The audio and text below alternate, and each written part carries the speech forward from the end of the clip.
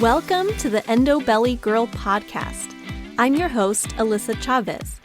I'm a nutritional therapy practitioner and restorative wellness practitioner on a mission to change the way that we support women with endometriosis. Endo is a full-body disease that impacts your mind, body, and spirit in countless ways that aren't often addressed the way that women truly deserve. We are here to talk about all of it.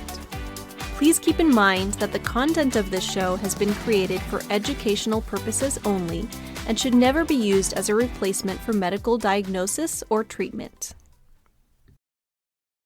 Hey, my friend, and welcome back to the Endo Belly Girl podcast. Do you have symptoms like allergies, runny nose, shortness of breath, headaches, or fatigue? Well, you might just be struggling with an underlying histamine intolerance. Not only is there a ton of overlap between histamine and endometriosis, but studies are showing that mast cells that release histamine may actually be involved in the pathogenesis of endometriosis. So definitely something that we want to be paying attention to if you're an endo warrior. So we're going to unpack all of it today, including what histamine actually is, symptoms of histamine intolerance, and most importantly, action steps that you can take if you're struggling with histamine-related symptoms. So let's start by looking at what histamine actually is, because that would be a good thing to know.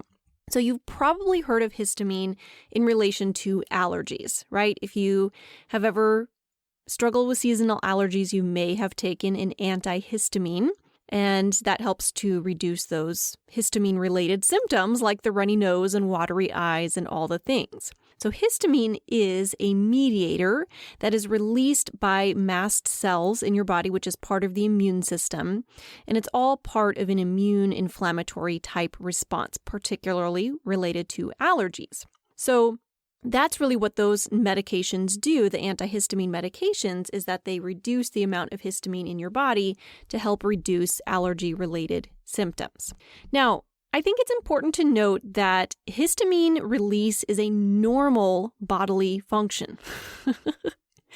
But like most things in your body, it can get out of control a little bit. It can be taken too far, and in some people can just be hard to get rid of. So you're going to hear me in this episode talk about histamine intolerance.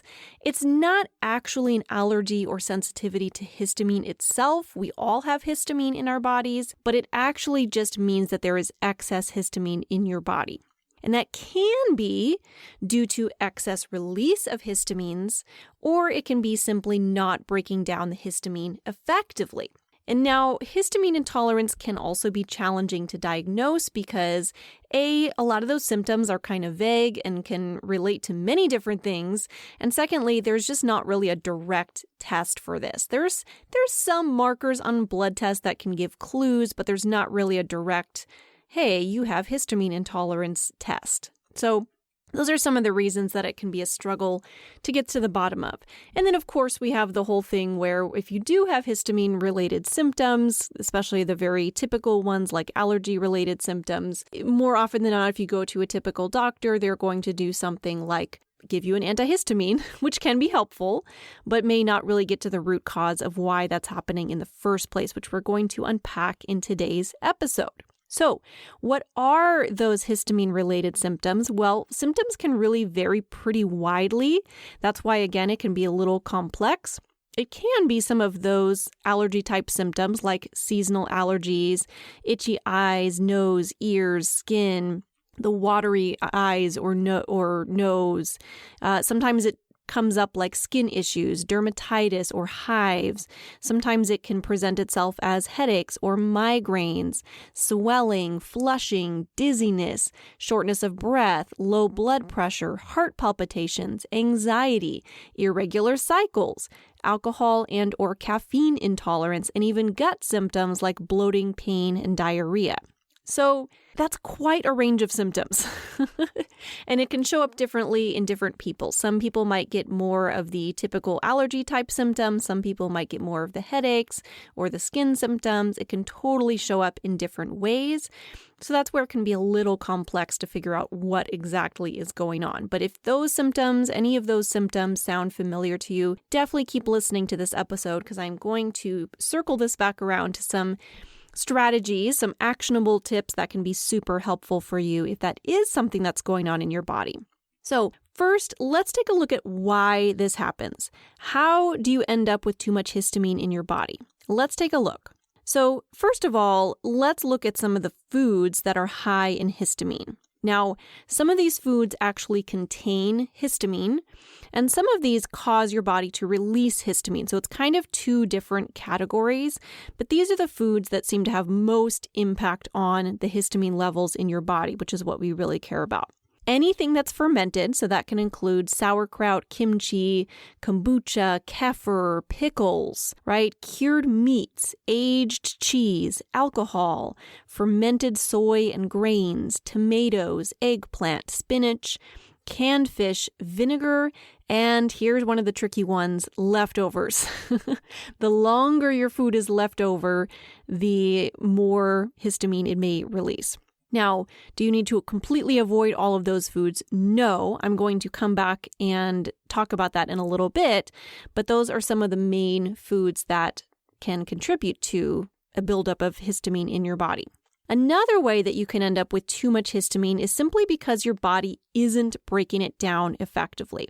So, like I said, having histamine released is a normal response. We all have that happen in our bodies, but your body also should be breaking down that histamine so you can get rid of it at the end of the day. And there's two enzymes that are primarily responsible for that. One is the DAO enzyme. I'm just going to use the acronyms for these enzymes because good luck trying to pronounce these things. And this is really what you need to know anyway. So the DAO enzyme, that's the enzyme that actually breaks down histamine from foods, and HNMT, which breaks down histamine that's produced in your body. So basically they do similar actions, but just different types of histamine. So that's one of the major reasons that you can end up with too much histamine in your body is that those enzymes are low. There's not enough of them. Why would those enzymes be low? Well, there's a few reasons, but one of the main ones is genetics. There's a type of genetic SNPs that you can actually test for if you're interested to find out if your body may have a genetic SNP that causes you to not produce enough DAO enzyme or enough HNMT enzyme, or possibly both. And the other reason relates to your microbiome, which I'm going to actually circle back to in a bit. And I think the other key piece, so we talked about foods that contain histamine. We talked about the enzymes that break down histamine. Those are some of the reasons that histamine can collect in your body.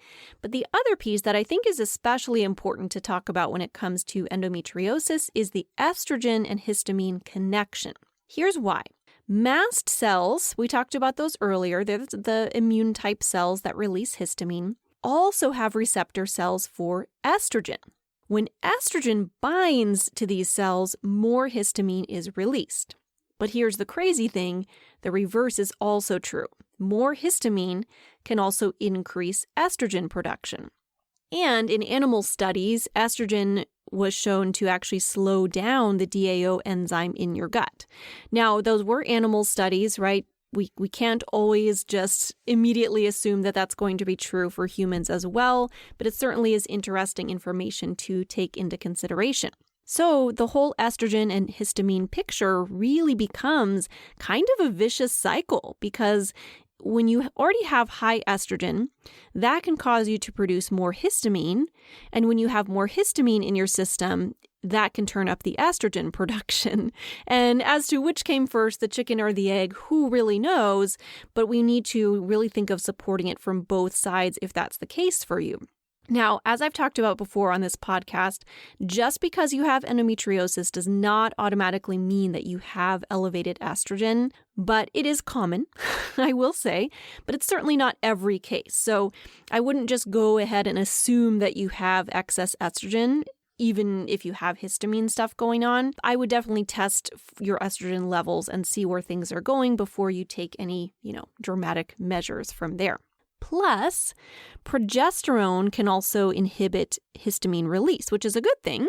This is another scenario where progesterone and estrogen really balance each other out as far as the actions that they take on your body. But if you're struggling with low progesterone, that can mean less help in slowing down histamine. So here's the my favorite part.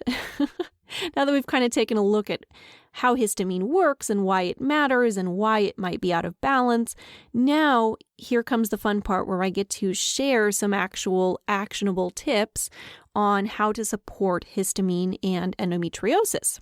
So, like most things, it's not a one-size-fits-all simple solution. It may depend on exactly what's going on in your unique body. And that's where some of the testing can come in handy. I don't think you automatically need to jump into genetic testing to see if you have those SNPs that can relate to DAO or that HNMT enzyme, but it might be interesting information. I do recommend testing hormone levels before you do anything on that front, but these are some of the strategies that can be supportive. And as always, we're going to focus on a food-first approach, but I will mention some supplements that can be supportive as well.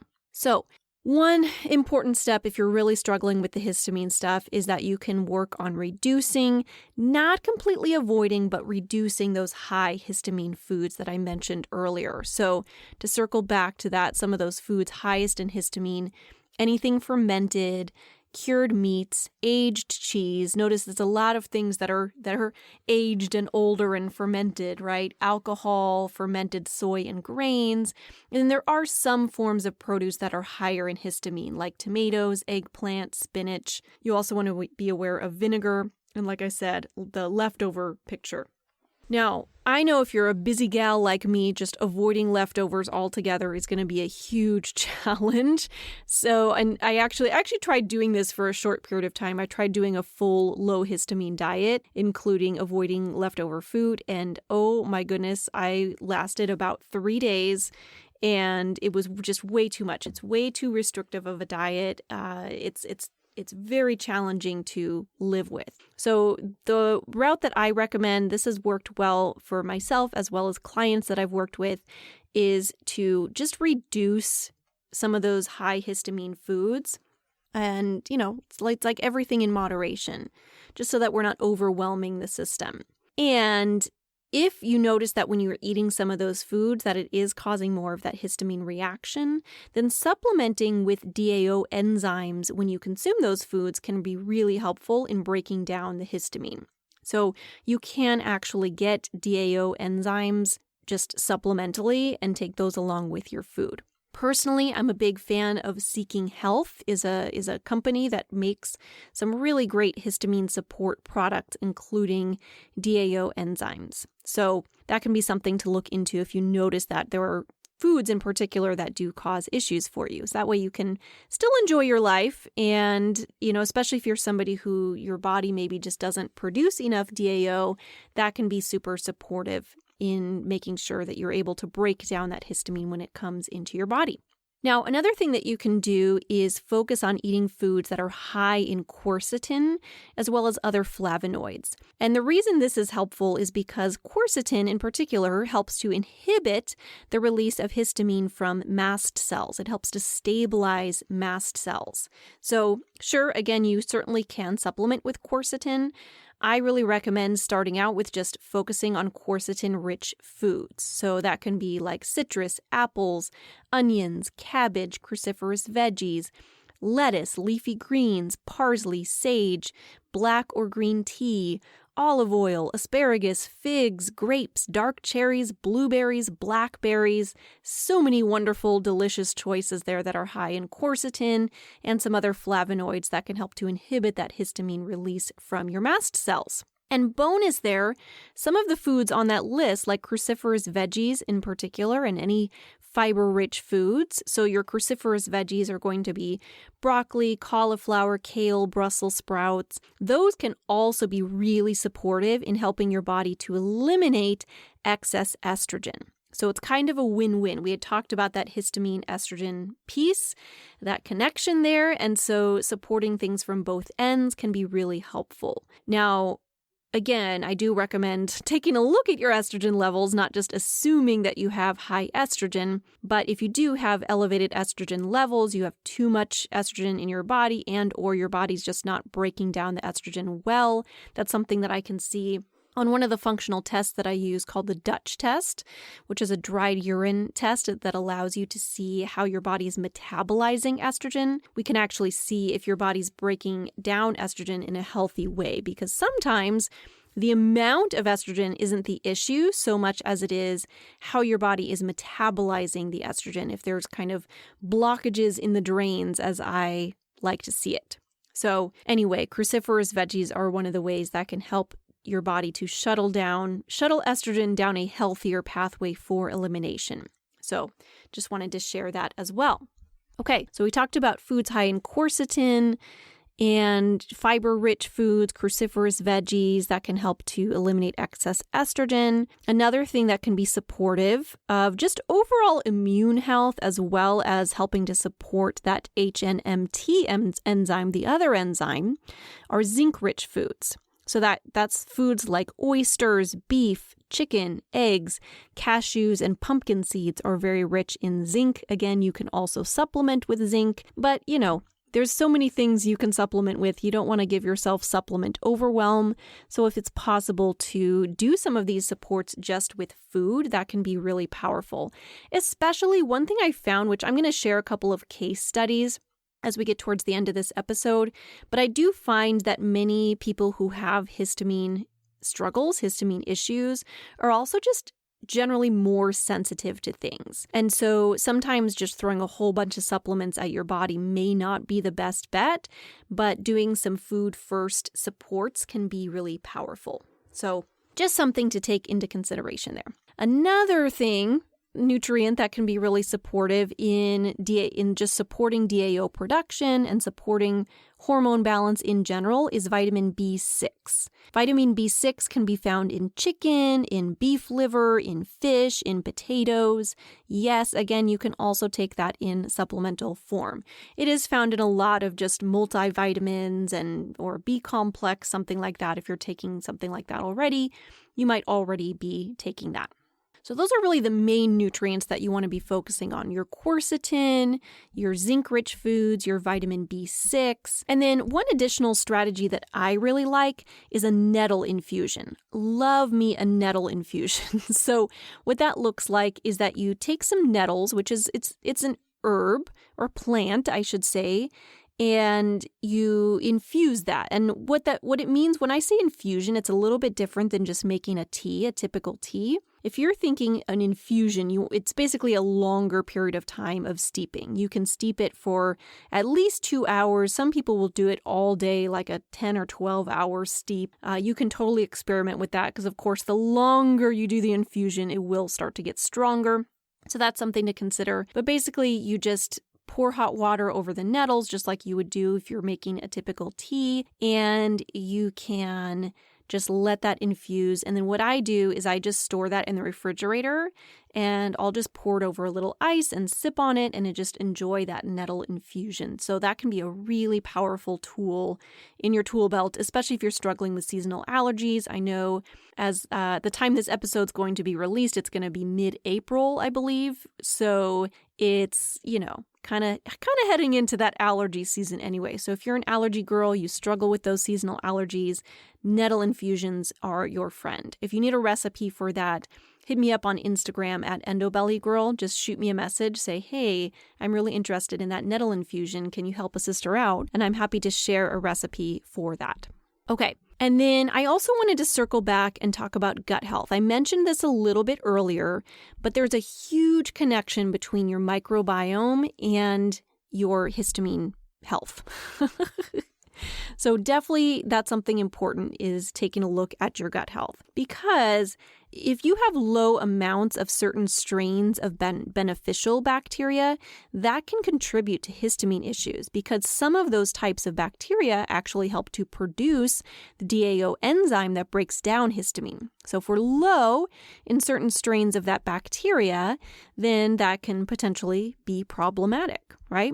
And there's other types of bacteria, some of those not so good gut bugs that can actually release histamine. So balancing out your microbiome can be key here. In my practice, in my one-on-one practice, I like to use a test called the GI map, which can be super helpful to let you see what's going on in your microbiome and help to kind of bring that into balance. If we notice some of those particular strains of beneficial bacteria that are low, we can help to support that. And if we notice some of those bacteria elevated that might be releasing histamine, we can support things on that end and help to just bring balance into that as well. I find that working on gut health is really one of the key pieces when it comes to long-term support for histamine type stuff. So some of the nutrients and enzyme support and things like that may be helpful. I do find that some people do better with just the long-term DAO supplementation. If you're someone who just really struggles with that, maybe you do have just a genetic SNP where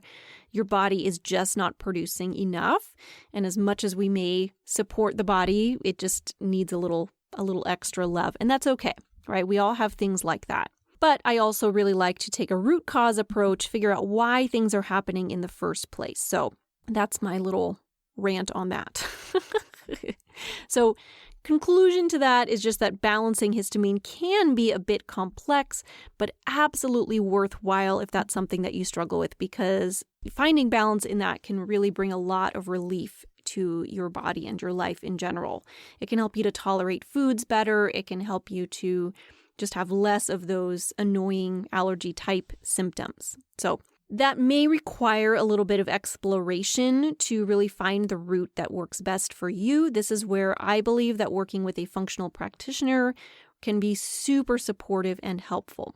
So I just wanted to share a couple of case studies where I had some histamine stuff going on with some of my clients who I was working with. One client I'd been working with early last year, I believe.